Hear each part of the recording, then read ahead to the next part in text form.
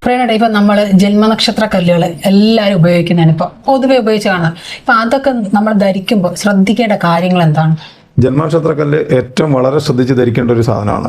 അതായത് ജന്മനക്ഷത്ര കല്ല്, ആ കല്ല് എന്ന് പറയുന്നത് ആ ഗ്രഹത്തിന്റെ ഏറ്റവും ചെറിയ അളവിലുള്ള ഊർജം ഉൽപ്പാദിപ്പിക്കുന്ന, എനർജി ഉൽപ്പാദിപ്പിക്കുന്ന ഒരു സാധനമാണ് ഈ ജന്മനക്ഷത്ര കല്ല് എന്ന് പറയുന്നത്.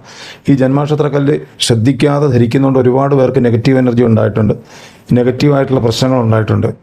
അപ്പോൾ വിശ്വാസമുള്ളവരെപ്പോഴും ജാതകം നല്ലപോലെ പരിശോധിച്ച് ധരിക്കേണ്ട ഒന്നാണ് ജന്മനക്ഷത്ര കല്ല്. പ്രത്യേകിച്ച് നവരത്ന മുദ്രയൊക്കെ ധരിക്കുമ്പോൾ വളരെ വളരെ ശ്രദ്ധിക്കേണ്ട കാര്യമാണ്. നേരത്തെ പറഞ്ഞ പോലെ ഒരു ഗ്രഹത്തിൻ്റെ ഏറ്റവും സൂക്ഷ്മമായ അളവിലുള്ള എനർജി പുറപ്പെടുവിക്കുന്ന സാധനമാണ് ഈ കല്ല് എന്ന് പറയുന്നത്.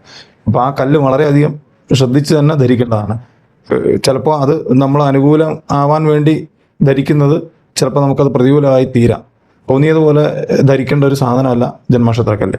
അതിന് അളവുണ്ട്. ഇപ്പോൾ കല്ലിന് ഇതിന് കൃത്യമായ വലിപ്പവും അളവും ഉണ്ട്.